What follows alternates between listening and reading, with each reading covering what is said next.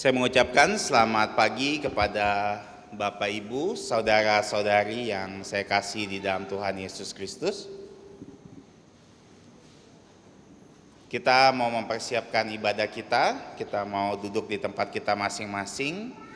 Dan saya menghimbau untuk setiap kita bisa mensilenkan atau mematikan handphonenya saat ini juga agar tidak mengganggu jalannya ibadah hari ini. Terima kasih. Mari kita mulai ibadah ini dengan menyanyikan pujian Tuhan berada di bait sucinya.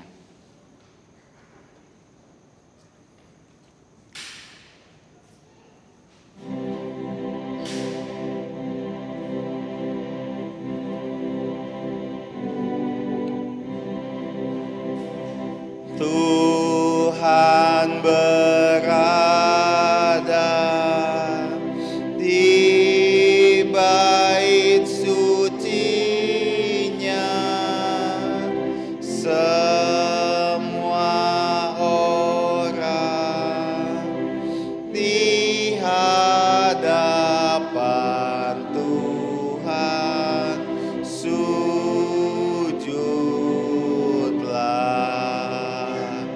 berdiam diri, sembah sujud. Amin. Mari kita bersatu teduh.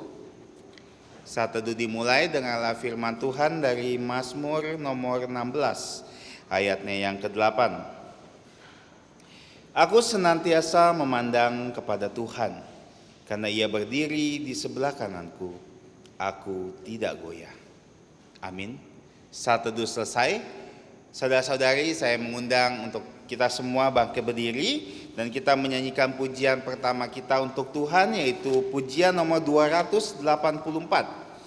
Pujian nomor 284, Tuhan ku cintamu. Kita bangkit berdiri, 284.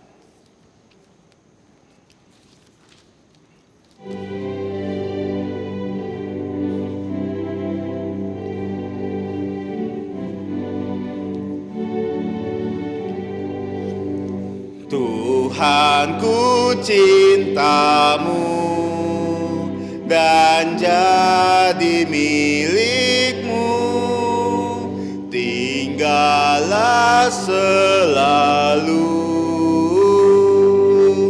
di hatiku.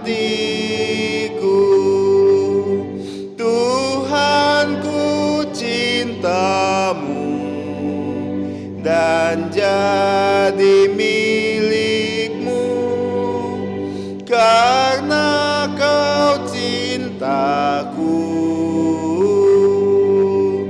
mati untukku. Meski limpah ruah, pamor dan hartaku, bila ku tanpamu sia-sialah. Tuhan ku cintamu dan jadi milikmu, karena kau cintaku, mati untukku. Tiada di sorga dan juga di bumi yang aku kasihi,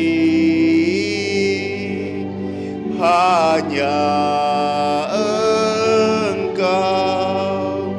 Tuhan ku cintamu dan jadi milikmu, karena kau cintaku, mati untukku.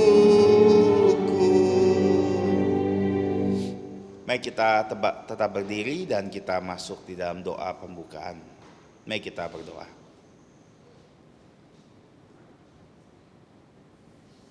Bapa kami yang ada di surga, Bapa yang mengasihi kami dan kami kasihi di dalam nama Putra-Mu, Tuhan kami Yesus Kristus.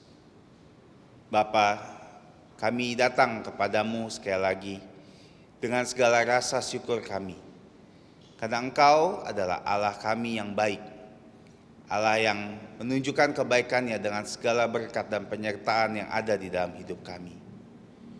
Kami bersyukur Bapa untuk semua hal yang Engkau telah berikan, sediakan, dan lakukan untuk kami semua. Terutama bagaimana kami semua, manusia-manusia berdosa yang Engkau kasihi, sehingga Engkau mengutus Putra-Mu Tuhan Yesus Kristus untuk datang ke dunia, menderita sengsara, bahkan Dia harus mati di kayu salib untuk menanggung segala hukuman dan dosa kami. Sehingga kami semua manusia yang berdosa, dosa kami semua dihapus oleh darah Tuhan Yesus Kristus. Sehingga kami semua yang percaya di dalam nama Tuhan Yesus Kristus, kami diselamatkan dan kami diangkat menjadi anak-Mu. Kami bersyukur Bapa, kami mempunyai Bapa seperti Engkau yang selalu memelihara setiap hidup kami. Bahkan segala keperluan kami Engkau cukupi. Bahkan hal-hal yang kami tidak sadari Engkau telah lakukan di dalam hidup kami. Kami mengucap syukur atas semua itu. Bapa, pagi hari ini kami ingin datang untuk memuji dan menyembah-Mu. Karena kami tahu Bapa, hanya nama-Mu saja yang layak untuk mendapatkan seluruh hormat, puji, dan sembah kami, manusia yang Engkau telah tebus di dalam Tuhan Yesus. Kiranya Engkau bertahta dalam hidup, bahkan bertata dalam sembah puji kami pada pagi hari ini. Dan kiranya Engkau juga menolong kami sehingga setiap item bagian dari ibadah ini Engkau sertai, bahkan bisa memuliakan nama-Mu. Dan khususnya nanti di pertengahan ibadah ini kami akan mendengarkan firman-Mu. Tolong siapkan kami untuk menerima berkat terindah yang Kau berikan ini. Kami alaskan doa kami dengan ucapan syukur serta memohon ampun atas dosa pelanggaran kami. Hanya di dalam nama Tuhan Yesus Kristus yang sudah mengajarkan kami doa Bapa kami yang berbunyi. Bapa kami yang ada di surga, dikuduskanlah nama-Mu, datanglah kerajaan-Mu, jadilah kehendak-Mu di bumi seperti di surga.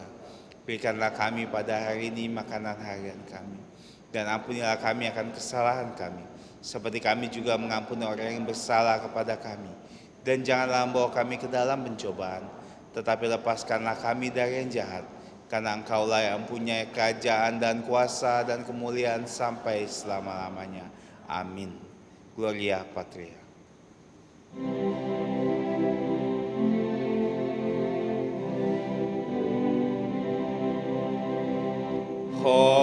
Hormat diberi untuk Bapa, Putra, dan Roh Kudus, dari mula sampai sekarang dan seterusnya. Termulia. Amin. Amin. Saudara-saudari dipersilakan untuk duduk.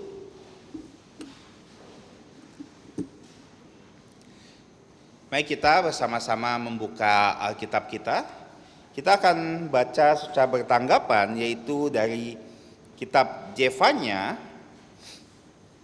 Kitab Jefanya pasal yang kedua, kita akan baca seluruh pasal, yaitu ayat 1 sampai 15.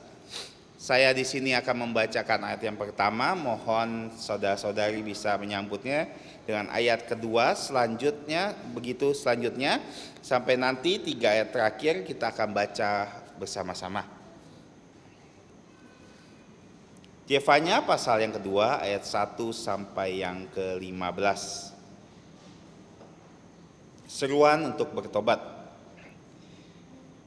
Bersemangatlah dan berkumpullah, hai bangsa yang acuh dan acuh tak acuh. Sebelum kamu dihalau seperti sekam yang tertiup, sebelum datang ke atasmu murka Tuhan yang menyala-nyala itu, sebelum datang ke atasmu hari kemurkaan Tuhan. Carilah Tuhan, hai semua yang rendah hati di negeri, yang melakukan hukumnya. Carilah keadilan, carilah kerendahan hati, mungkin kamu akan terlindung pada hari kemurkaan Tuhan. Sebab Gaza akan ditinggalkan orang, dan Askelon akan menjadi sunyi. Asdod akan dihalau penduduknya pada rembang tengah hari, dan Ekron akan dibongkar bangkirkan. Celakalah kamu, penduduk daerah tepi laut, kamu bangsa Kreti, terhadap kamulah firman Tuhan ini, hai Kanaan, orang Filistin, aku akan membinasakan engkau sehingga tidak ada lagi pendudukmu. Daerah tepi laut akan menjadi tempat kediaman untuk gembala-gembala dan kandang berpagar untuk kambing domba. Daerah pinggir laut akan menjadi kepunyaan sisa-sisa kaum Yehuda. Mereka akan merumput di sana dan berbaring di rumah-rumah Askelon pada malam hari, sebab Tuhan Allah mereka akan memperhatikan mereka dan akan memulihkan keadaan mereka. Aku telah mendengar pencelaan dari pihak Moab dan kata-kata nista dari pihak Bani Amon, bagaimana mereka mencela umatku dan membesarkan dirinya terhadap daerah umatku itu. Sebab itu demi aku yang hidup, demikianlah firman Tuhan semesta alam, Allah Israel, maka Yoab akan menjadi seperti Sodom dan Bani Amon akan seperti Gomora, yakni menjadi padang jeruju dan tempat penggalian garam dan tempat sunyi sepi sampai selama-lamanya. Sisa-sisa umatku akan menjara mereka, dan yang masih tinggal dari bangsaku itu akan memiliki mereka sebagai warisan. Inilah yang akan menjadi bagian dari mereka sebagai ganti kecongkakan mereka, sebab mereka telah mencela dan membesarkan diri terhadap umat Tuhan Allah semata. Tuhan akan mendahsyatkan mereka, sebab Ia akan melenyapkan para Allah atau ilah di bumi, dan kepadanya akan sujud menyembah setiap bangsa daerah pesisir masing-masing di tempatnya. Kamu pun, hai orang Ethiopia, akan mati tertikam oleh pedangku sama-sama. Ia akan mengacungkan tangannya terhadap utara, akan membinasakan Asyur, dan akan membuat Niniwe menjadi tempat yang sunyi, sepi, kering seperti padang gurun. Dan di tengah-tengah akan berbaring kawan binatang, yakni segala macam binatang hutan, baik burung undan maupun burung bangau, dan akan bermalam di hulu tiangnya. Burung ponggok dan bunyi di tingkap, burung gagak di ambang pintu. Permapan dari kayu aras telah tersingkap. Itulah kota yang beria-ria, yang penduduknya begitu tentram dan berkata dalam hatinya, hanya aku dan tidak ada yang lain. Betapa dia sudah menjadi tempat yang tandus, tempat pembaringan untuk binatang-binatang liar. Setiap orang yang lewat daripadanya akan bersuit dan mengayunkan tangannya.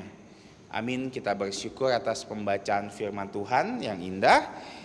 Diberkatilah setiap kita yang bukan hanya rajin membaca, juga merenungkan, bahkan melakukan dan membagikan firman Tuhan. Mari kita sambut firman Tuhan, kita menyanyikan pujian 292. Pujian 292. Seperti Yesus.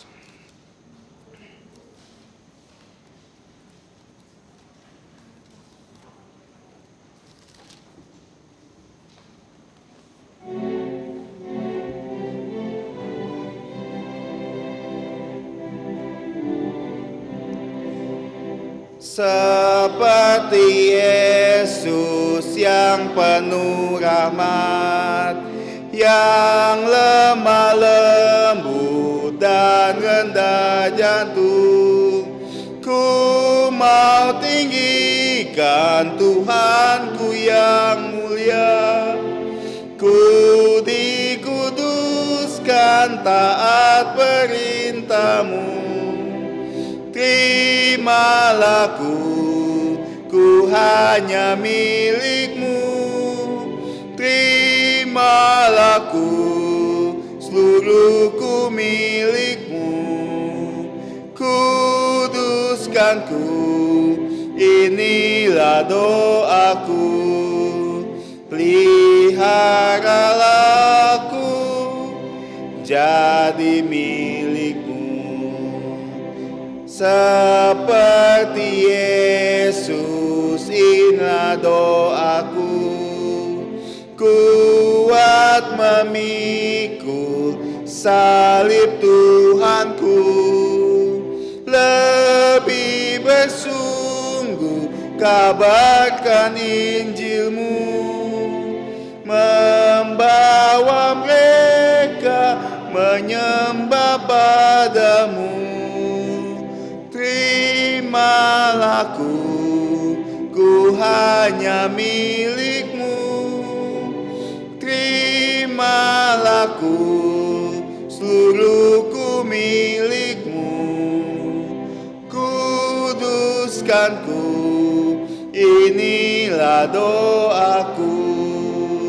Peliharalah jadi milik-Ku. Serahkan diriku hidup untuk-Mu. Lebih dikasih memuliakan-Mu. Korbankan diri seperti Tuhanku. Ku mau serupa-Mu sampai berjumpa-Mu. Terimalah ku hanya milik-Mu. Terimalah seluruhku milik-Mu. Kuduskan inilah doaku. Peliharalah jadi milik-Mu. Kita bersyukur untuk pujian yang indah. Tiba saatnya kita akan menghafalkan ayat hafalan minggu ini. Kita akan hafalkan dalam bahasa Indonesia 3 kali dan kita akan coba bersama-sama baca di dalam bahasa Inggris, bahkan bisa menghafalkannya juga. Ayat hafalan bisa dilihat di buletin gereja di halaman pertama di bagian bawah kotak. Dan kita akan mulai. 1, 2, 3. Wahyu pasal 1 ayat 9. Aku Yohanes, saudara dan sekutumu dalam kesusahan, dalam kerajaan dan dalam ketekunan menanti kedatangan, berada di pulau yang bernama Patmos oleh karena firman Allah dan kesaksian yang diberikan oleh Yesus.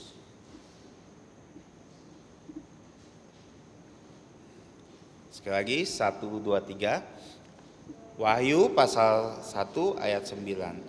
Aku Yohanes, saudara dan sekutumu dalam kesusahan, dalam kerajaan dan dalam ketekunan menantikan Yesus, berada di pulau yang bernama Patmos oleh karena firman Allah dan kesaksian yang diberikan oleh Yesus.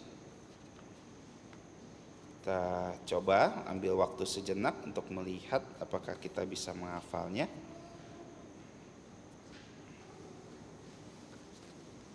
Oke, kita coba. 1, 2, 3. Wahyu pasal 1 ayat 9. Aku Yohanes, saudara dan sekutumu dalam kesusahan, dalam kerajaan dan dalam keketuaan menanti Yesus, berada di pulau bernama Patmos oleh karena firman Allah dan kesaksian yang diberikan oleh Yesus. Ayat dalam bahasa Inggris, mari kita coba baca bersama-sama. Revelation chapter 1 verse 9. I, John, who also am your brother and companion in tribulation, in the kingdom and passion of Jesus Christ, was in the isles that it's called Patmos, for the word of God and for the testimony of Jesus Christ. Oke, kita bisa membawa pulang buletin gereja, bukan hanya ada ayat hafalan, tapi juga kita bisa melihat renungan atau ringkasan khotbah dari minggu-minggu yang lalu. Tiba saatnya kita akan melihat watak gereja kita, dan watak gereja bisa dilihat di bagian belakang dari buletin gereja. Pertama-tama saya menghimbau untuk setiap kita melihat jadwal pelayanan untuk minggu yang akan datang, sehingga kita semua bisa memberi yang terbaik, mempersiapkan diri untuk melayani Tuhan. Kata gereja yang pertama, mulai hari ini, khususnya tadi pagi sebelum ibadah dimulai, sudah dimulai sekolah minggu untuk remaja, pemuda, serta dewasa yang akan membahas kitab Wahyu. Jadi kami sangat menghimbau untuk setiap kita bisa datang lebih awal setiap minggunya untuk bisa belajar firman Tuhan bersama-sama. Dan kita tahu di zaman akhir ini, kitab Wahyu adalah satu dari kitab yang penting dan wajib untuk kita ketahui semuanya. Jadi kesempatan ini jangan disia-siakan. Jadi kita bisa bersama-sama memakai segala fasilitas dan pembelajaran firman yang Tuhan sediakan melalui gereja, supaya kita bisa sama-sama bertumbuh dalam iman dan pengetahuan akan Yesus Kristus. Jadi bisa datang, telat pun langsung saja datang bergabung, bisa menyaksikan pembelajaran tersebut. Jadi dibuka untuk umum ya, siapa saja boleh datang 9.15 sampai 9.45 sebelum ibadah dimulai. Kedua, kita bersyukur kepada Tuhan sampai tahun ini kita masih dituntun Tuhan bisa berkebaktian, bahkan ada yang di rumah masing-masing, bahkan kita semua bisa bertatap muka di sini. Saya menghimbau supaya kita semua terus informasikan kepada saudara-saudara kita untuk bisa datang ke gereja. Karena 60 tahun ke bawah boleh datang ke gereja. Dan jangan lupa memakai masker supaya bisa menjaga diri kita, bahkan bisa menjaga orang lain. Dan yang keempat juga berkenaan dengan pengajaran firman Tuhan dalam video-video anak. Kayaknya saudara-saudari bisa memutarkan video-video ini yang sudah diunggah di channel YouTube gereja untuk anak-anak, sehingga anak-anak juga bisa belajar firman Tuhan dengan baik. Dan kita terus doakan untuk sekolah Kristen Kalvari, baik TK Kristen Kalvari maupun SD Kristen Kalvari. Khususnya kita sudah memulai membuka pendaftaran baru, kita terus berdoa semoga Tuhan mengirimkan anak-anak untuk bisa dididik di sekolah ini. Dan saya bertanya, apakah ada saudara-saudari yang pertama kali hadir di tempat ini? Jika ada, bisa bangkit berdiri.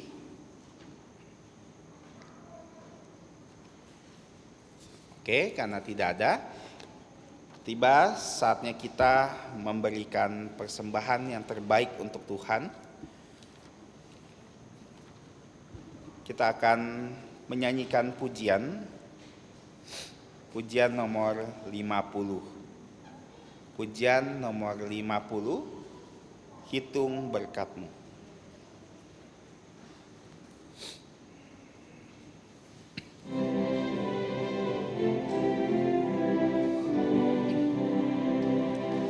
Bila gelombang kehidupan menimpa, jantung jadi takut dan putus asa, jangan lupa berkat Tuhan hitunglah, pasti kau tercengang akan karyanya. Hitung berkat satu persatu, dan lihatlah karya Tuhanmu. Hitung berkat satu persatu, hitung berkat yang melimpah padamu. Adakah berat bebanmu menekan, dan salib yang kau pikul melelahkan? Hitung berkatnya, pastilah kau lega. Kau kan bergirang dan terus memuji Dia. Hitung berkat satu persatu, dan lihatlah karya Tuhanmu. Hitung berkat satu persatu, hitung berkat yang melimpah padamu. Bila kau memandang harta orang lain, ingat janji Kristus yang lebih permai. Hitung berkat Tuhan yang tak terbeli, pahala di sorga yang tak terperi. Hitung berkat satu persatu, dan lihatlah karya Tuhanmu. Hitung berkat satu persatu, hitung berkat yang melimpah padamu. Baik, keempat, kita berdiri. Dalam pergumulanmu di dunia, jangan khawatir, Tuhan akan beserta. Dia mengirim malaikatnya menjaga, membimbing, menghiburmu sampai sorga. Hitung berkat satu persatu, dan lihatlah karya Tuhanmu. Hitung berkat satu persatu, hitung berkat yang melimpah padamu. Mari kita menyanyikan doksologi.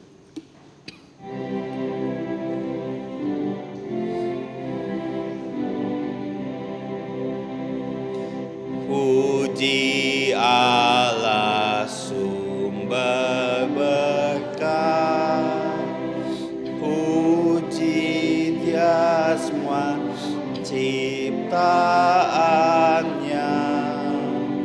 puji Dia para malaikat,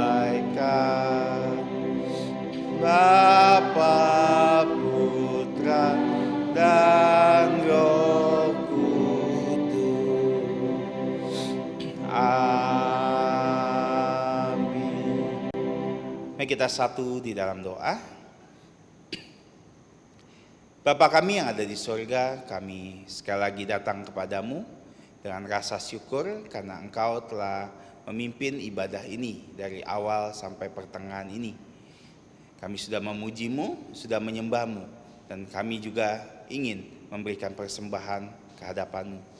Kiranya Engkau yang terima Bapa persembahan kami ini, sehingga Engkau juga akan memberkatinya setiap tangan-tangan yang memberikannya dengan sukacita.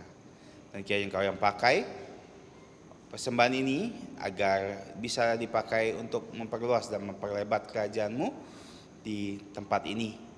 Dan kiranya Engkau juga menolong setiap kami, baik yang dewasa maupun anak-anak, yang memberikan kami semua mendapatkan berkat dari Engkau.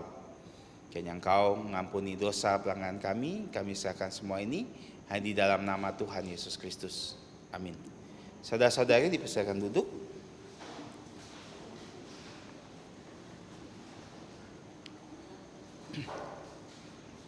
Tiba saatnya kita akan mendengarkan firman Tuhan. Anak-anak sekolah minggu bisa menuju ruang sekolah minggu. Hari ini yang akan menyampaikan firman Tuhan adalah Guru Injil Ajintu. Dan tema yang akan dibahas pada hari ini adalah belajar dari kehidupan Nabi Jefanya. Dan sebelum beliau menyampaikan firman Tuhan, beliau akan memimpin kita dalam doa pengembalaan. Pada hambanya dipersilakan. Terima kasih. Saudara-saudari yang saya kasih di dalam Yesus Kristus, saya ucapkan selamat berhari Tuhan.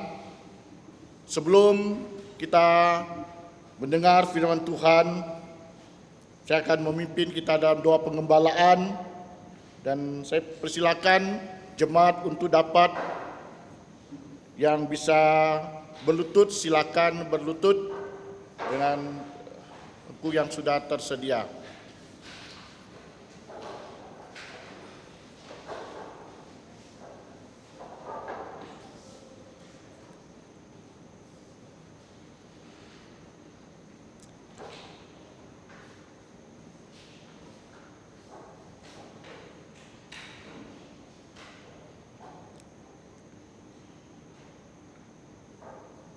Bapa Sorgawi, Allah pencipta langit dan alam semesta, di pagi hari ini kami penuh dengan sukacita, penuh dengan kegembiraan oleh karena kebaikan-Mu, oleh karena kasih setia-Mu yang sudah memimpin kami melewati sepekan dengan sukacita. Setiap saat, setiap detik kami melihat keagungan-Mu dan karya-Mu yang begitu ajaib. Kami tertekun dan kami menyadari kami tidak ada apa-apanya. Kami sadar bahwa kami adalah debu tanah yang telah Engkau beri kesempatan untuk melihat kebaikan Tuhan, menyaksikan kebaikan Tuhan. Di pagi hari ini kami menyerahkan hamba Tuhan, pelayan Tuhan yang sudah berjela bekerja. Mohon kiranya Tuhan memberkati, beri kesehatan yang cukup. Dan saat ini kami juga menyerahkan di mana ibadah keluarga dilaksanakan di rumah-rumah. Mohon kiranya Tuhan pimpin agar kepala keluarga dapat membawa anak cucu mereka untuk datang kepada Tuhan. Dan kami menyerahkan juga yang melayani baik di sekolah minggu, transportasi, PA, dan lain sebagainya. Tuhan pimpin, Tuhan berkati. Kami juga berdoa untuk saudara kami yang bekerja di luar Kalimantan. Tuhan pimpin dimanapun mereka berada. Kami ingat Pak Sultan sekeluarga. Tuhan pimpin keluarga ini yang cinta Tuhan, Tuhan pakai. Dan kami berdoa juga untuk ibu dari Ibu Pengeji Pipit. Tuhan juga memimpin agar dia sungguh juga dapat bersukacita dan dapat menjadi saksi bagi banyak orang. Kami berdoa juga abang dan adik dari Ibu Pengeji Pipit sekeluarga, agar Tuhan juga mengetuk lubuk jantung mereka kalau mereka di antara mereka belum mengenal Tuhan, dan mereka dapat percaya Tuhan Yesus dan membawa anak-anak datang kepada Tuhan. Kami juga ingat Ibu Esther sekeluarga. Tuhan juga memimpin, Kau menolong agar suaminya juga dapat mempercayai Tuhan Yesus. Dan kami juga ingat yaitu dan saudari Yunis yang kuliah di Jerman. Tuhan juga pimpin, Engkau menolong studinya, juga pekerjaannya. Kami serahkan semua ke dalam tangan Tuhan, bahkan masa depannya kami juga menyerahkan dalam tangan Tuhan. Kami juga berdoa untuk Elizabeth yang ada di Taiwan. Tuhan juga memberkati dan menolong studinya.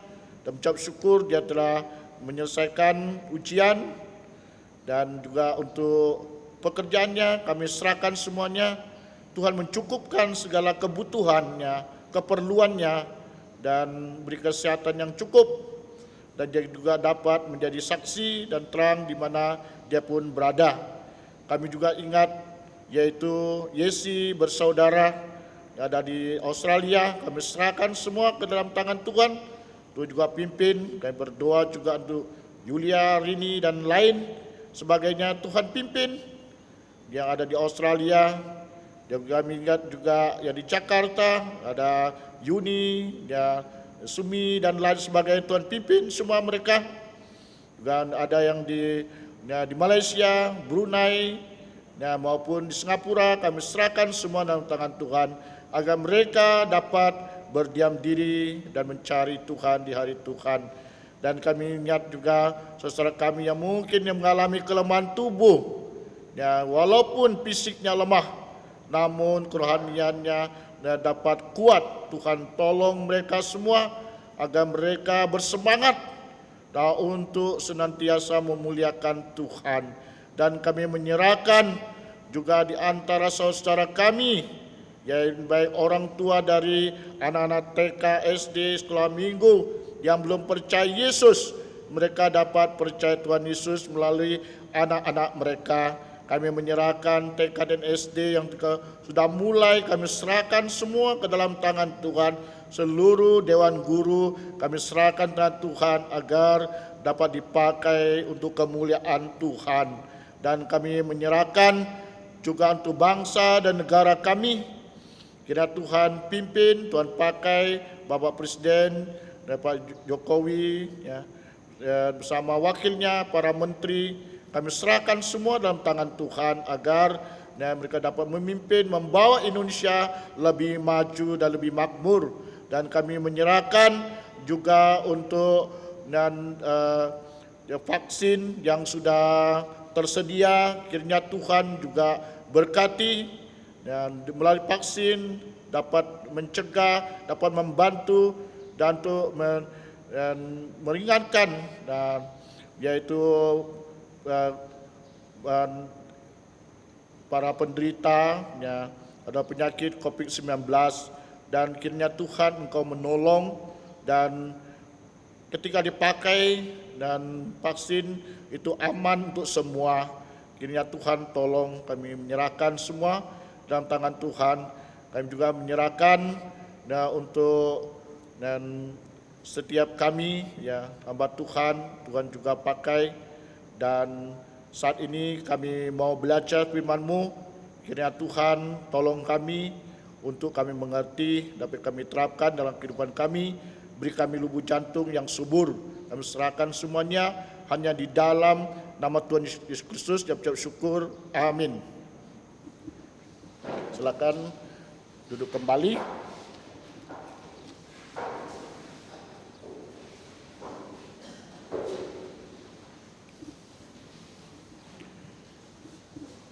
Pada pagi ini kita masih melanjutkan, yaitu seri renungan kita dari pahlawan iman. Dan pagi ini kita akan belajar dari kehidupan Nabi Zefanya, yaitu Zefanya pasal 2 ayat 1 sampai 15. Mungkin kita bertanya, siapakah Zefanya? Ya. Berdasarkan Zefanya pasal 1 ayat 1, di situ sudah dituliskan silsilahnya, ya. Dan siapa dia, ya. Yaitu Zefanya pasal 1 ayat 1. Dikatakan Zefanya bin Kusi bin Gedalia bin Amaria bin Hizkia. Ya, jadi jelas sekali di situ, ya, dan adalah latar belakang silsilah keluarganya, yaitu dia juga dalam zaman Hosea bin Amos, Raja Yehuda. Jadi Nabi Zefanya melayani pada zaman Hosea. Yosia, bukan Hosea, ya. Yosia, ya. Jadi Nabi Zefanya adalah keturunan Raja Hizkia, ya.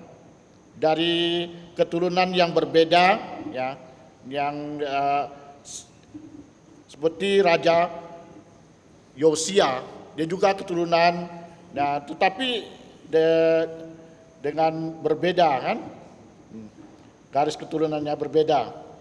Nah, Hizkia Raja Yehuda yang ke-13. Ya, dia ini ya raja yang baik. Ya. Raja Hizkia itu raja yang baik. Ya. Kemudian Yosia juga baik. Ya. Nah, jadi Jepanya, ya, Hizkia itu adalah kakek buyutnya. Ya. Jadi dapat dikatakan, hampir dapat kita pastikan bahwa Jepanya lahir di masa pemerintahan Raja Manase. Nah, Raja Manase ini raja yang jahat, ya. Jadi bukan raja yang baik, raja yang jahat, membawa masyarakatnya hidup jahat, ya, menyembah berhala dan sebagainya, ya kan? Ya, jadi Jepanya lahir pada masa itu, ya. Ya, jadi bagaimana Jepanya dapat hidup pada masa itu? Nah, masa yang begitu kejam, begitu jahat. Ya, tentu tidak lepas campur tangan Allah. Ya, Allah menyembunyikan Nabi Jepanya dari kekejaman Raja Manase. Mengingat bahwa saat itu penghancuran Niniwe belum terlaksana, ya kan? Niniwe pernah bertobat, ya, zaman Yunus, ya, tapi setelah itu kembali lagi, ya. Jadi mengingat pula kondisi keberdosaan, ya, masyarakat yang digambarkan dalam Jepanya pasal 1 ayat 3 sampai 13, pasal 3 ayat 3, dari ayat 1 sampai 7, dapat disimpulkan bahwa Nabi Jepanya melayani sebelum masa reformasi. Nah, siapa yang memimpin reformasi? Yaitu adalah Yosia, Raja Yosia. Nah, reformasi rohani, ya, yang kita lihat bahwa dia waktu itu berperan, ya, dia ikut mendorong terjadinya reformasi di kerajaan Yehuda, ya kan? Jepanya yang namanya berarti Tuhan menyembunyikan. Ya. Sudah saya katakan tadi bahwa dia adalah putra, ya, buyut, ya, raja cucu buyut dari Hizkia, ya, yang bernubuat selama pemerintahan Yosia. Jadi dia adalah Hizkia itu penguasa raja yang baik, ya. Yosia juga baik, ya. Ya. Dan tentu kita tahu bahwa Jepanya juga baik, ya. Dia saleh, ya. Jadi Jepanya bernubuat pada masa pemerintahan Yosia, ya, Raja Yehuda, yaitu tahun 640 sampai 609 sebelum Masehi. Ya, bangsa itu di mana pada waktu masyarakat, bangsa, orang-orang yaitu terjerat dalam kekerasan, ya, penyembahan berhala, menghina, mengabaikan Tuhan, ya. Jadi kita melihat keadaan yang begitu buruk pada saat itu, ya. Namun Jepanya dia orang yang takut akan Tuhan, orang yang saleh, ya, yang diberi kesempatan, ya, oleh Tuhan, ya. Jadi kita melihat dan gerakan reformasi yang dilakukan Yosia itu tidak lepas dan dorongan, ya, dan partisipasi peran dari dan Allah, ya, memakai Jepanya, ya. Jadi karena pada saat itu rakyat ya, yaitu mereka tidak taat ya kepada Allah. Tidak hanya tidak taat kepada Allah, tidak taat kepada hukum-hukum, yaitu firman Tuhan. Nah, jadi itu Zefanya lahir pada saat, dan dalam situasi yang begitu ya. Namun dia dapat hidup berbeda dengan yang lain. Ya. Demikian juga kita, ya, walaupun keadaan dunia yang begitu kacau dan sebagainya, dan kita sebagai anak Tuhan, kita haruslah tetap hidup dekat pada Tuhan. Ya. Nah, apa yang dapat kita pelajari dari kehidupan Nabi Zefanya ini? Yang pertama, Nabi Zefanya mengajak orang-orang bertobat. Pada ayat 1 sampai 3 dan ayat 12 dan 13 di pasal 2.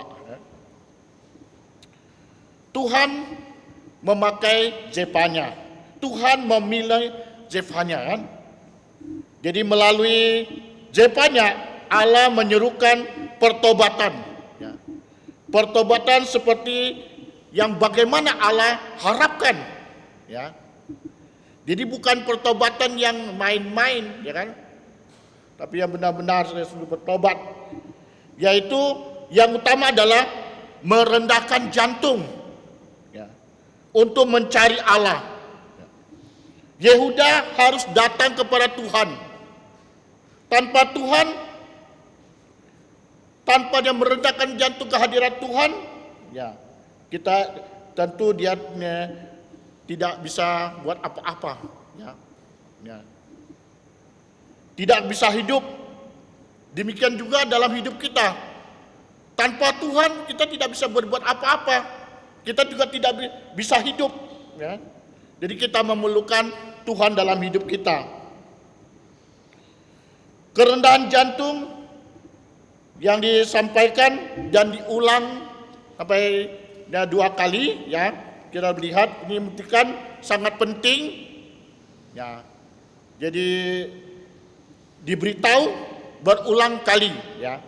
Dikatakan carilah keadilan, carilah kerendahan jantung. Jadi Zefanya menyuarakan pertobatan ini, ya kan? Lawan dari kerendahan jantung adalah kecongkakan yang dibenci Allah. Jadi Tuhan menginginkan agar manusia mencari Tuhan dengan rendah jantung, melakukan perintah Tuhan.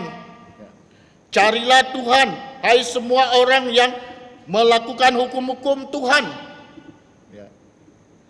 Dengan demikian, yang menjadi standar mutu yang ditetapkan Tuhan adalah carilah Tuhan. Dan berendah jantung. Jadi seruan Nabi Zefanya ini dilakukan beberapa tahun sebelum terjadi reformasi, ya, oleh Raja Yosia.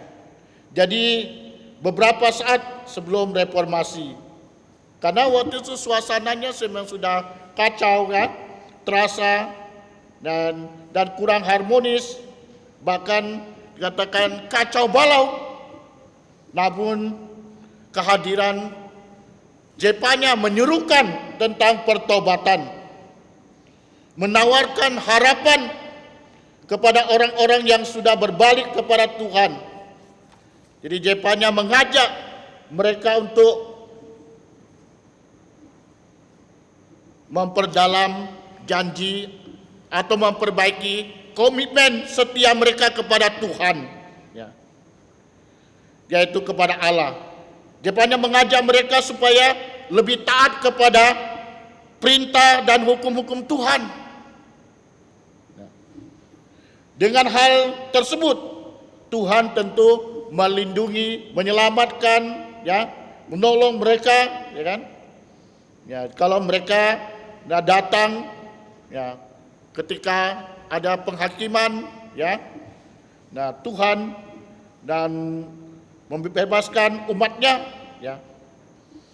Mereka harus rendah jantung ya, menyadari ketidakberdayaan Zefanya.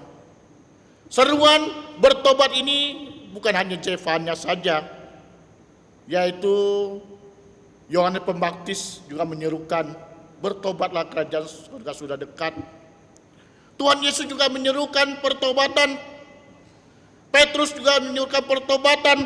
Rasul Paulus juga menyerukan pertobatan. Dan kita juga harus mengajak orang untuk bertobat. Ya, harus menyerukan pertobatan.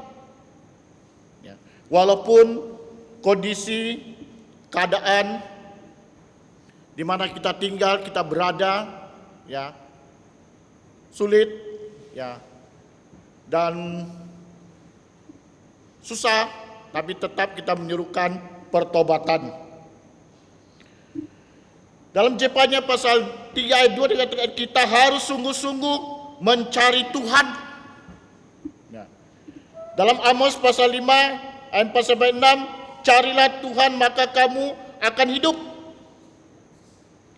Ada kehidupan atau keselamatan jika kita mencari Tuhan. Yakobus 4 ayat 8, mendekatlah kepada Allah dan Ia akan mendekat kepadamu. Jangan kita menjauh dari Tuhan. Kita harus mendekat kepada Tuhan. Sudahkah kita mengajak orang-orang sekitar kita, keluarga kita, tetangga kita untuk bertobat? Sudahkah kita mendekatkan diri kepada Tuhan? Kita harus belajar dari Zefanya.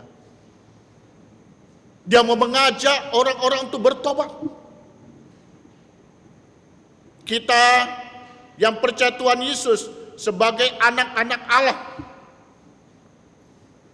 kita diberi kehormatan, dan Tuhan juga mau pakai kita, ya kan?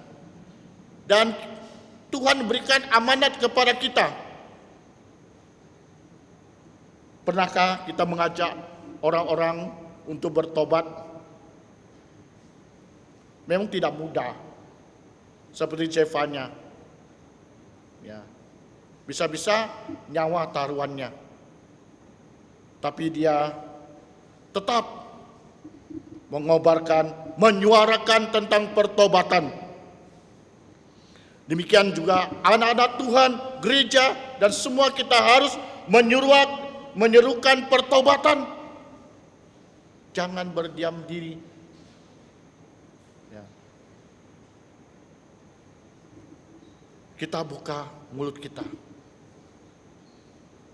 untuk menyuarakan pertobatan. Yang kedua, Nabi Zefanya adalah pelayan Tuhan yang bertanggung jawab. Ya.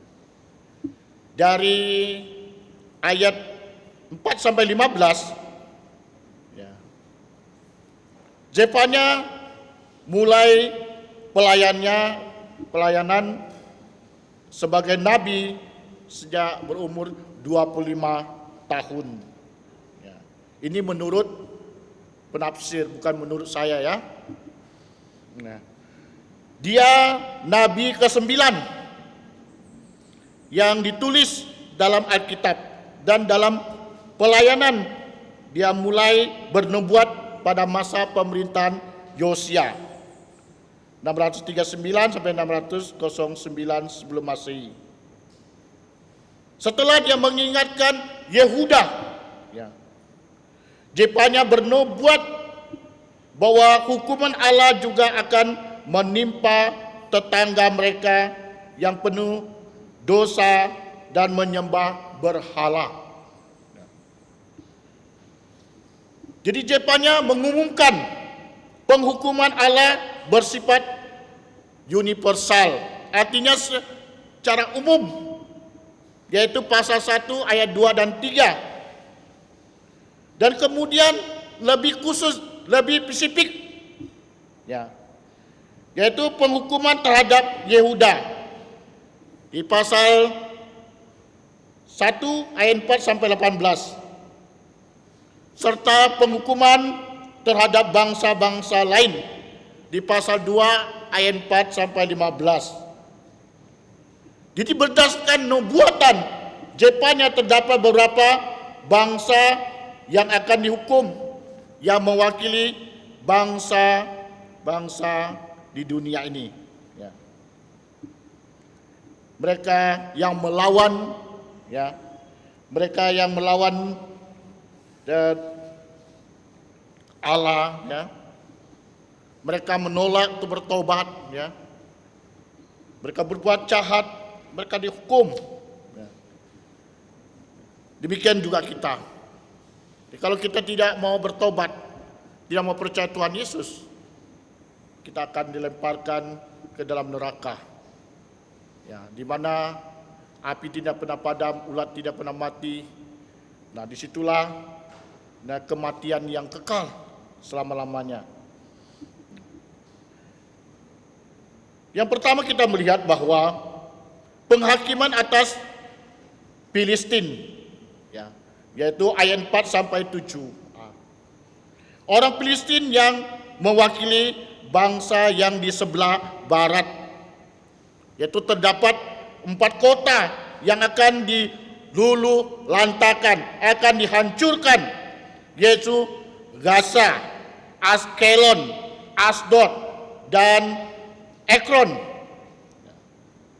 Namun setelah kehancuran tersebut, Tuhan akan menjanjikan pemulihan untuk Yehuda dengan mengembalikan tanah tersebut. Yang kedua, penghakiman atas Moab dan Amon, yaitu pada ayat 8 sampai 11. Orang Moab dan Amon mewakili bangsa yang di sebelah timur. Penghakiman atas Asyur ayat 13 sampai 15. Orang Asyur yang di sebelah utara, ya. Di sebelah utara.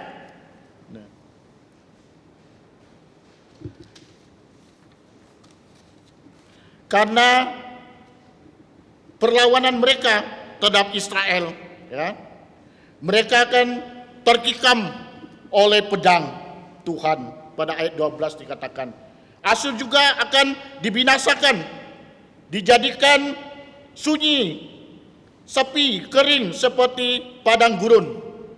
Pada pasal 2 ayat 13. Ini digenapi, terjadi pada tahun 612 sebelum Masehi, ketika Babilonia menghancurkan Niniwe. Bayangkan kota yang begitu indah, sunyi sepi, tidak ada manusia, kering. Dan itu Allah yang lakukan. Tidak ada yang dapat menolak, tidak ada yang dapat bilang tidak bisa. Karena Tuhan yang melakukan. Nah, karena mereka jahat, ya. Kelima adalah penghakiman atas Yerusalem. Pasal 3 ayat 1 sampai 5. Yerusalem menolak untuk bertobat. Pasal 3 ayat 6 sampai 8. Apa yang terjadi? Yerusalem juga pernah dihancurkan. Jadi kita melihat Tuhan pakai Zefanya. Dia menjadi seorang nabi. Dan nabi pekerjaannya adalah sebagai penyambung lidah.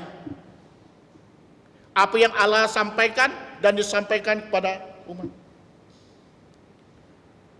Zefanya seorang nabi yang bertanggung jawab. Begitu banyak yang kita lihat nubuatan dia sampaikan. Saudara-saudara yang kasih dalam Tuhan kita Yesus Kristus, ini semua memberitahukan kepada kita semua penolakan secara umum, secara kelompok, secara pribadi atau personal, ya kan? Kita akan dihakimi oleh Tuhan, ya kan? Oleh karena itu, jangan kita menolak Tuhan. Oleh karena itu, kesempatan diberikan untuk kita bertobat, kita mesti bertobat.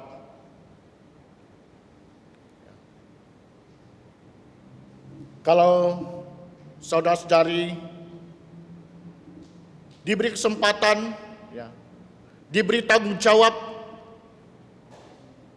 ya, lakukan, ya, dengan tanggung jawab.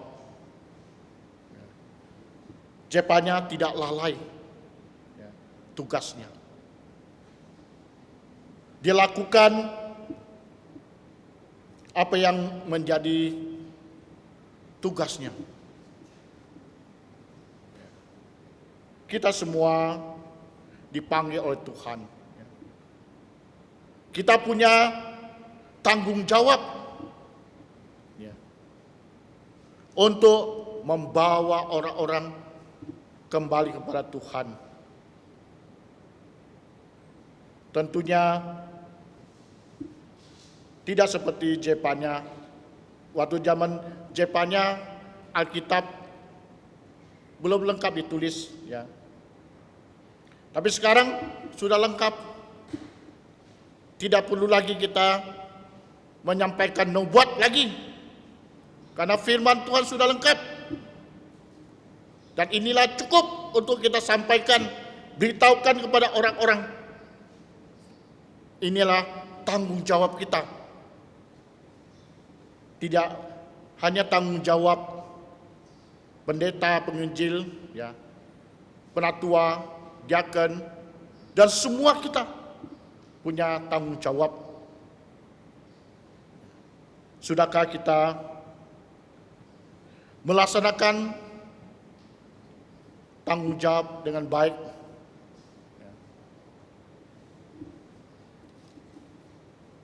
Sudahkah kita menyerahkan hidup kita kepada Tuhan? Yang ketiga, Nabi Jepanya adalah pemberita Injil.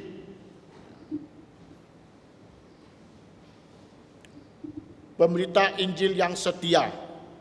Di pasal 3 ayat 14 dan 17.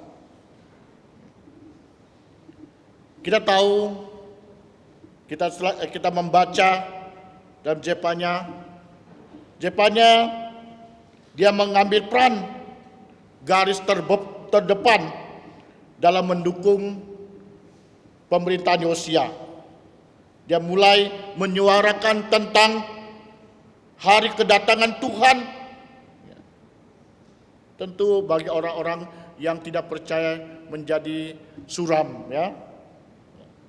Tapi orang-orang yang kembali kepada Tuhan mempunyai harapan. Dan ini belum terjadi, ya. Dan Jepanya suarakan.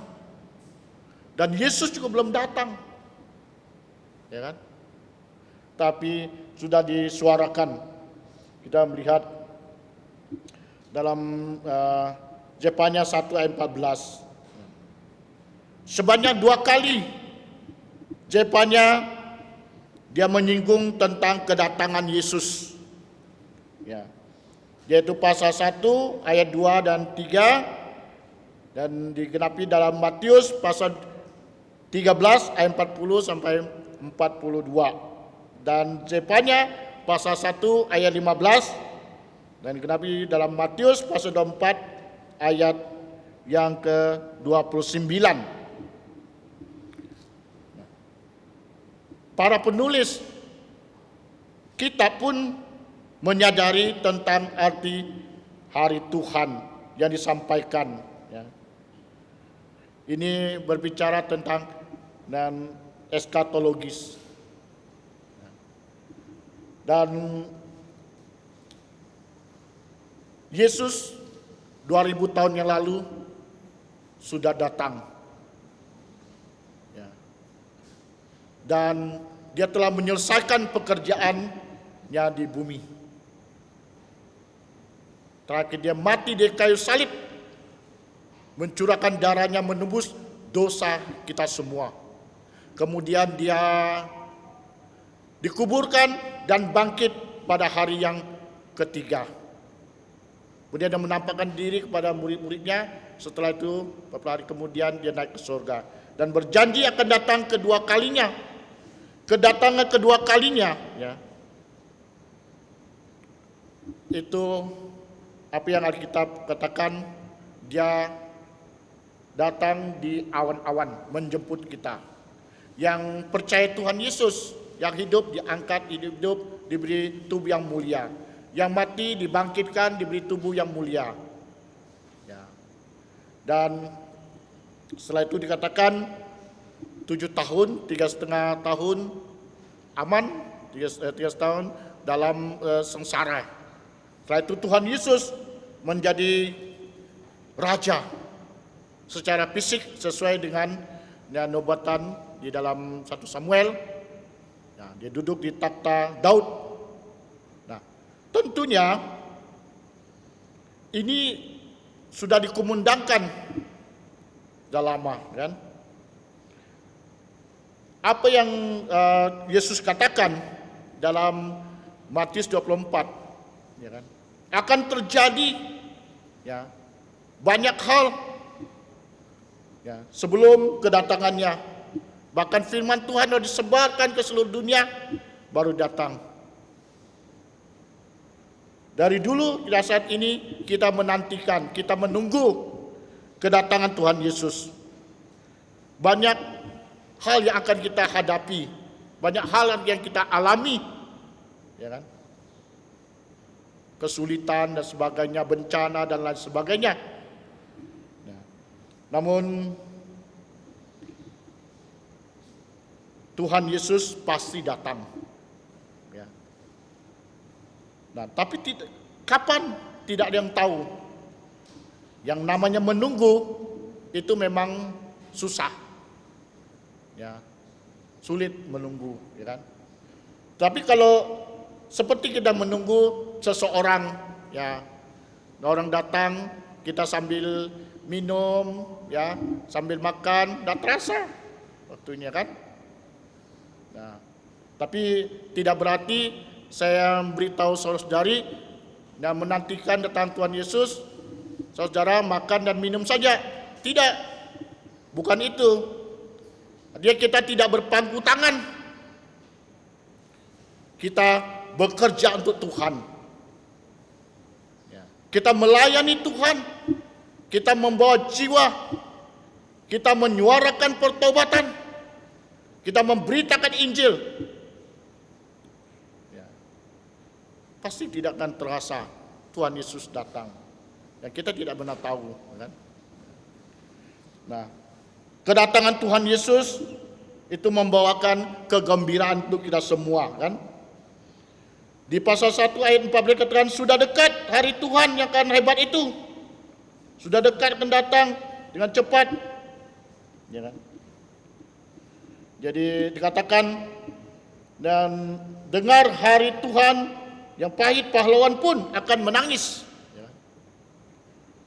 Sebab sudah tiba hari hari besar murka mereka dan siapakah yang dapat bertahan. Wahyu pasal 6 ayat 17. Jadi pesan serupa juga disampaikan dalam Jepanya pasal 3 ayat yang 8 dan Wahyu 16 ayat 1. Ya. Di mana Tuhan pada akhir zaman akan menjatuhkan hukuman atas dunia. Dan pesan ini harus menjadi peringatan buat kita semua orang percaya. Kita diingatkan Sudah cukup lama tentang akhir zaman. Ya. Pertanyaan kita, sudahkah kita siap kalau Yesus datang hari ini? Jikalau kita belum percaya Tuhan Yesus, tentunya kita tidak siap. Ya. Saya bertanya kepada anak CMC, saya bilang, kalau Tuhan Yesus datang hari ini, apakah kalian siap? Belum, Pak, masih banyak dosa. Ya. Dan harap kita semua dan sudah percaya pada Tuhan Yesus. Ya. Jadi kalau kita percaya Tuhan Yesus, kapanpun Yesus datang, kita akan siap. Ya. Oleh karena itu, tetaplah berjaga-jagalah akan kedatangan hari besar itu. Karena hari yang besar itu, kita dalam pasal 3 ayat 14 dan 17, kita ada sukacita, ya kan? Kita akan bergembira.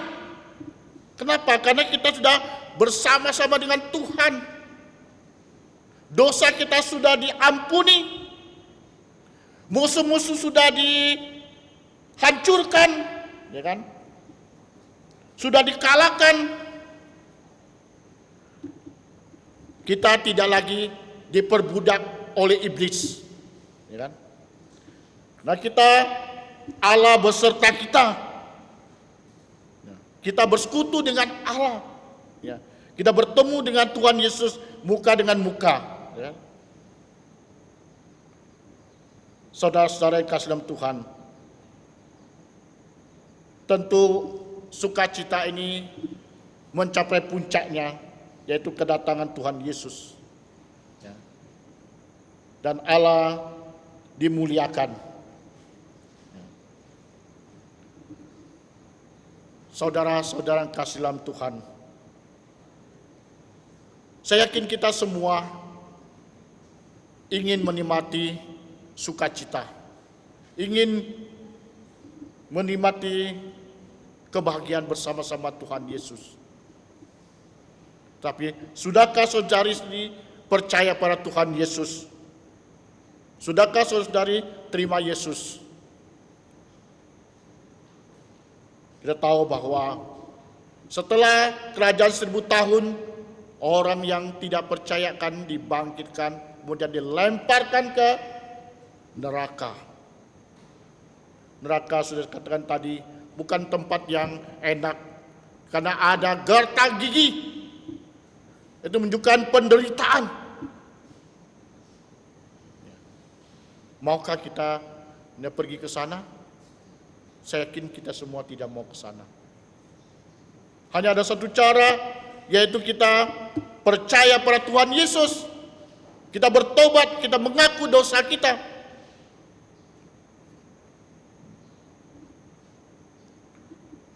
Selama kita menantikan kedatangan Tuhan Yesus, mari kita semua jangan berpangku tangan. Masih banyak jiwa-jiwa yang belum dimenangkan. Mari kita bersama-sama untuk menyuarakan pertobatan. Untuk keluarga kita, tetangga kita, saudara kita, kawan kita.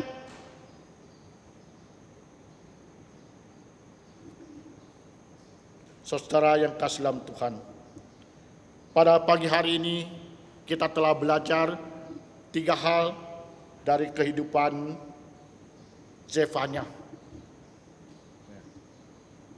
Yang pertama, Nabi Zefanya mengajak orang-orang untuk bertobat.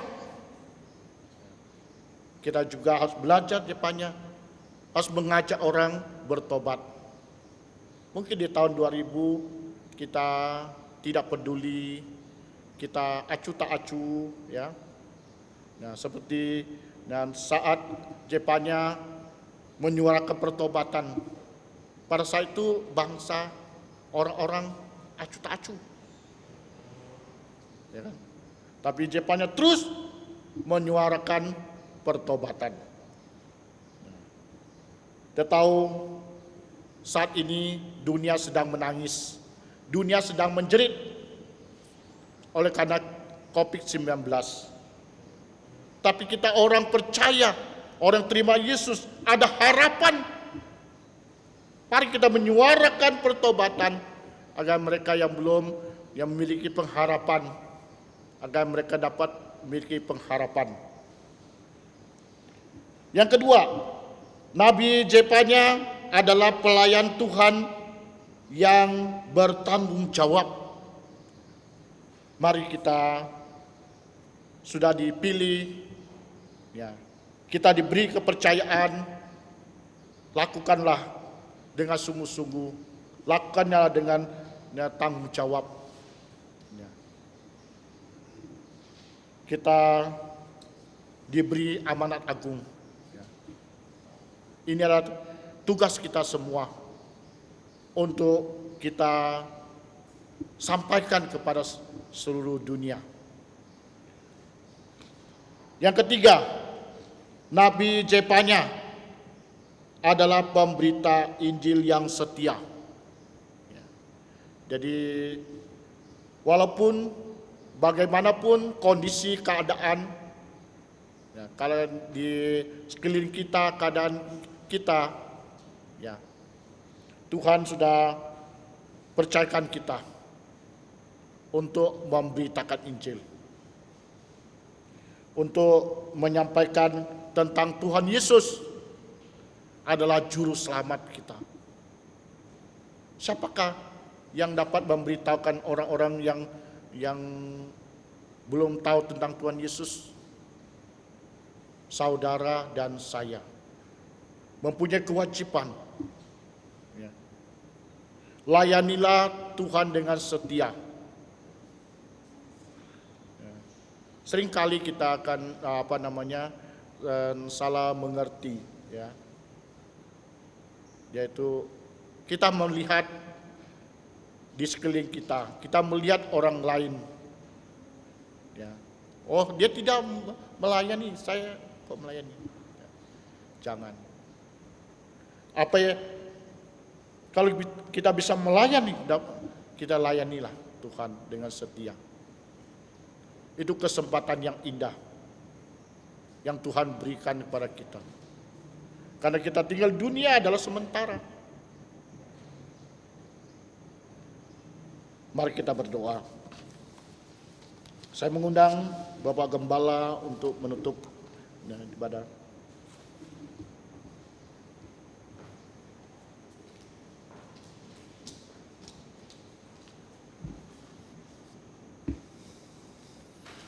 Mari kita bersatu dalam doa.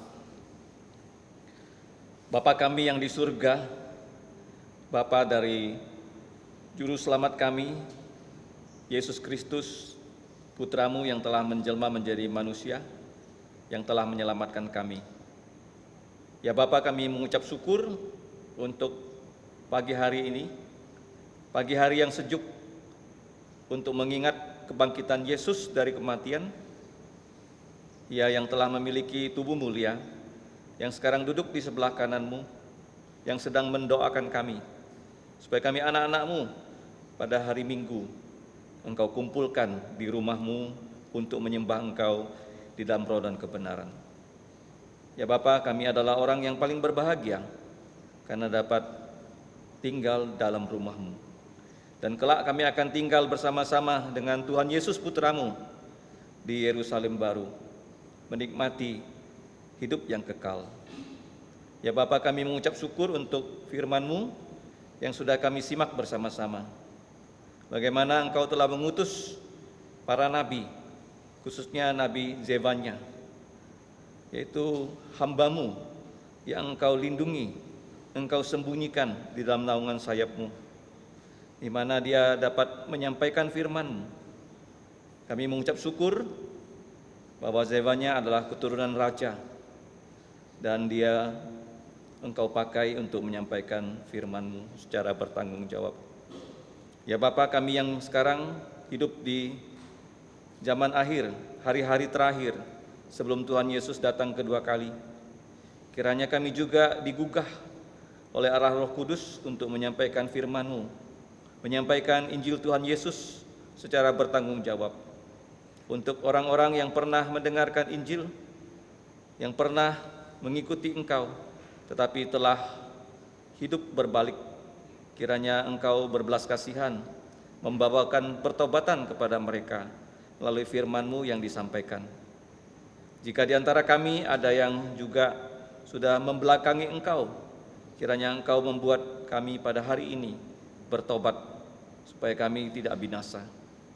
Ya Bapa, jika di antara kami yang saat ini mendengarkan firman-Mu, ada mereka yang belum sungguh-sungguh percaya Yesus, kami mohon belas kasihan-Mu agar Roh Kudus menolong mereka untuk bertobat dan percaya pada Tuhan Yesus. Karena Tuhan Yesus segera datang untuk kedua kali menjadi Raja segala Raja, menjadi Tuhan dari segala Tuhan, yang menyelamatkan kami, membangkitkan orang yang sudah tidur ataupun yang sudah meninggal dan sudah percaya Yesus. Dan kami yang sekarang masih hidup, jikalau Tuhan Yesus datang pada saat ini, kami akan bersama-sama mereka yang dibangkitkan Yesus memiliki tubuh mulia, tubuh yang tidak akan berdosa, tubuh yang tidak akan sakit, yang tidak akan menderita lagi untuk selama-lamanya. Ya Bapa, inilah satu-satunya harapan dunia. Dunia tidak punya pengharapan, karena dunia yang tidak percaya Yesus hanya menghadapi kematian, penyakit, kesusahan, bahkan neraka abadi. Kiranya Engkau menolong kami, berdoa untuk mereka, keluarga kami yang belum percaya, teman kami yang belum percaya, dan siapapun yang belum percaya, agar kami bertemu dengan mereka. Kami mau mengatakan kepada mereka bahwa Tuhan Yesus sudah mati untuk dosa-dosa manusia, Tuhan Yesus sudah dikubur, Tuhan Yesus sudah bangkit pada hari ketiga, Tuhan Yesus menampakkan diri dan sudah naik ke sorga dan akan segera datang. Tolonglah ya Bapa, firman-Mu yang telah kami dengar, agar kami bawa pulang, dan ada pun hal-hal yang belum kami pahami, kami mau membaca kembali kitab Jebanya, dan kami mau mengerti firman-Mu secara baik, secara utuh, supaya hidup kami dapat menjadi saksi Tuhan Yesus yang baik di muka bumi. Demikianlah ya Bapa doa kami, jadikanlah kami pendengar, pelajar firman, pelaku dan pewarta firman. Hanya dalam nama Tuhan Yesus kami berdoa dan berterima kasih. Amin. Mari kita bangkit berdiri. Pujian kita yang terakhir adalah 325. 325, Ku memilih Yesus.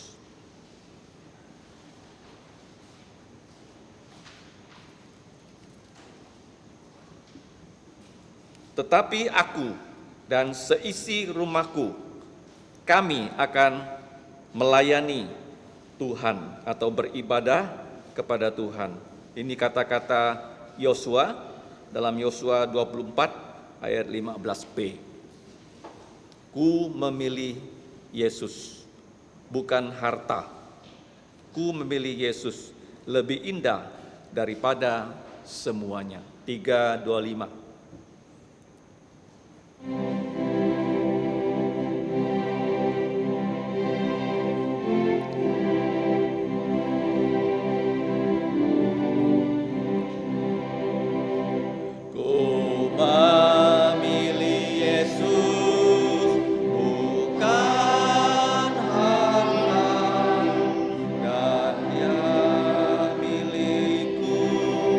Melebihi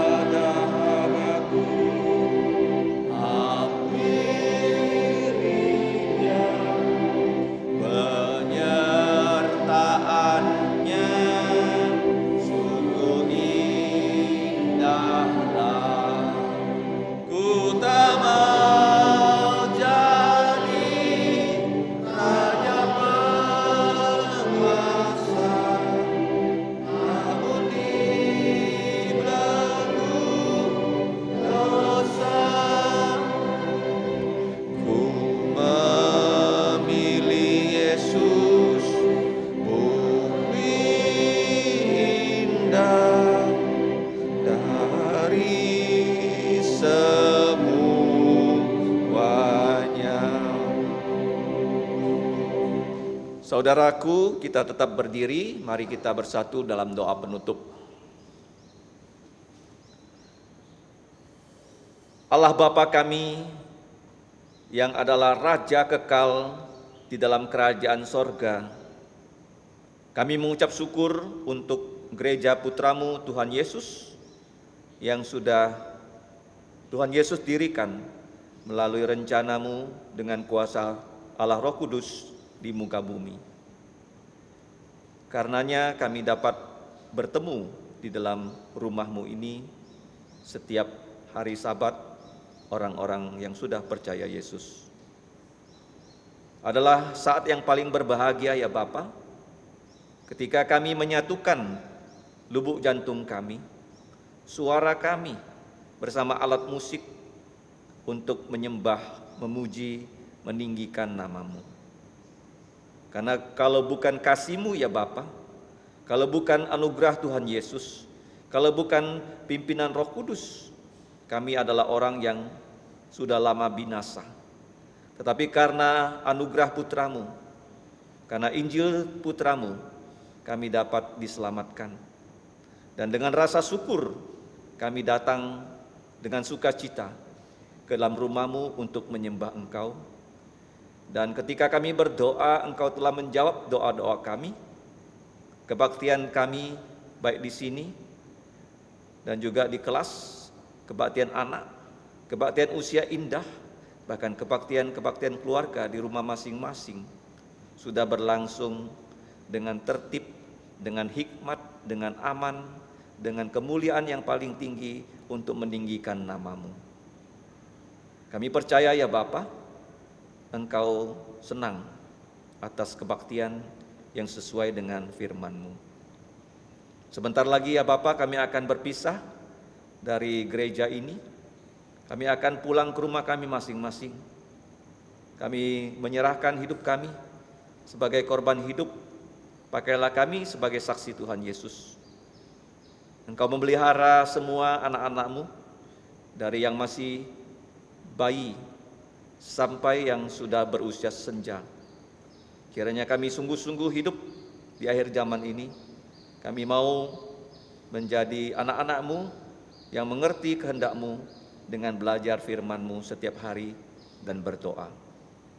Engkau menolong ya Bapa kehidupan kami sepekan yang akan datang, baik sebagai anak kecil, pelajar, pekerja, ibu rumah tangga, bahkan keluarga-keluarga kami yang merantau keluar pulau sampai keluar benua. Sertailah kami semua agar kami sungguh-sungguh menjadi saksi Tuhan Yesus yang baik. Kami tahu firman-Mu, Engkau akan menaungi kami seperti Engkau menaungi Nabi Zebanya di dalam naungan sayap-Mu. Walaupun ada mara bahaya terjadi di muka bumi, tetapi Engkau akan menjaga jiwa kami supaya kami tidak tersandung. Bahkan ketika Yesus datang kedua kali yang sudah di ambang pintu, kami akan diberikan tubuh mulia seperti tubuh yang dimiliki oleh Tuhan Yesus. Ya Bapa, kami mengucap syukur untuk kerajaan-Mu yang segera akan datang. Dan kami mengucap syukur untuk gereja-Mu yang Engkau berikan kesempatan untuk menjadi saksi-saksi untuk kerajaan-Mu supaya manusia dapat bertobat. Demikianlah doa kami yang kami naikkan hanya dalam nama Tuhan Yesus untuk kemuliaan nama-Mu saja ya Bapa, karena Engkaulah yang empunya kerajaan dan kuasa dan kemuliaan sampai selama-lamanya. Amin. Amin. Amin.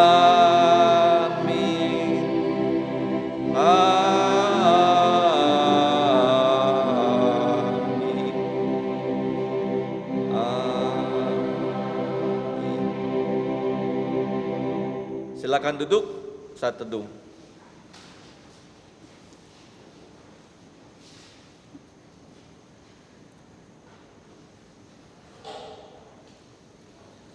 Tuhanmu memberkatimu dan melindungimu.